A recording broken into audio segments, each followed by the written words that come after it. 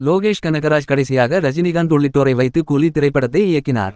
மிகப்பெரிய எதிர்பார்ப்பை சந்தித்திருந்த அந்த படம் கடுமையான ட்ரோலை சந்தித்தது.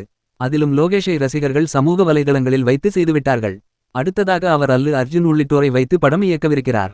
இதற்கிடையே பென்ஸ் என்ற படத்தின் கதையையும் எழுதியிருக்கிறார். அக்கதை எல்சியூவில் நடிக்கிறது. ஸ்ரீ, சந்தீப், ரெஜினா உள்ளிட்டோரை வைத்து லோகேஷ் கனகராஜ் முதன்முதலில் மாநகரம் என்ற படத்தை கடந்த 2017ஆம் ஆண்டு இயக்கினார்.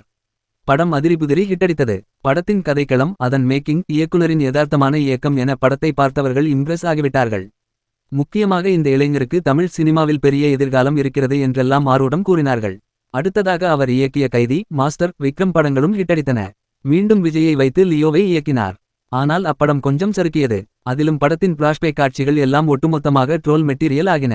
உடனடியாக தனது தவறை திருத்திக் கொள்ளவில்லை என்றால் அவர் ஃபீல்டில் நிலைப்பது கஷ்டம் என்ற பேச்சு எழுந்தது. இப்படிப்பட்ட சூழலில்தான் ரஜினிகாந்தை வைத்து கூலி படத்தை இயக்கினார். கண்டிப்பாக கமலுக்கு எப்படி மெகா ஹிட்டை கொடுத்தாரோ அதேபோல்தான் ரஜினிக்கும் கொடுப்பார் என்று நம்பிக்கை இருந்தது.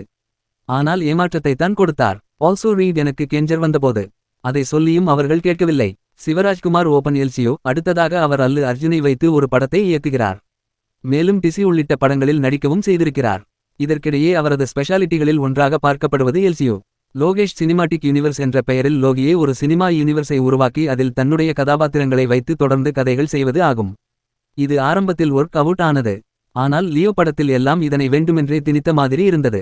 பென்ஸ் லோகேஷ். சூழல் இப்படி இருக்க பென்ஸ் என்ற படத்துக்கு கதை எழுதியிருக்கிறார் லோகேஷ். அதனை பாக்யராஜ் கண்ணன் இயக்குகிறார். லாரன்ஸ் லீடு ரோலில் நடிக்கிறார். இந்த கதை எல்சியூவில் நடக்கும்படிதான் எழுதப்பட்டிருக்கிறது. இதுவாவது யதார்த்தமாக இருக்குமா இல்லை வலுக்கட்டாயமாக திணிக்கப்பட்டிருக்குமா என்பதை பொறுத்திருந்து பார்ப்போம். இப்படத்தின் பணிகள் மும்முரமாக நடந்து வருகின்றன. இந்நிலையில் பென்ஸ் படத்தில் ரவிமோகன் நடிக்க கமிட்டாகியிருக்கிறார். சூப்பர் வரவேற்பு. இதுகுறித்து லோகேஷ் கனகராஜ் தனது எக்ஸ் பக்கத்தில், யூனிவர்ஸுக்கு உங்களை வரவேற்கிறோம் ரவிமோகன் சார் என குறிப்பிட்டிருக்கிறார்.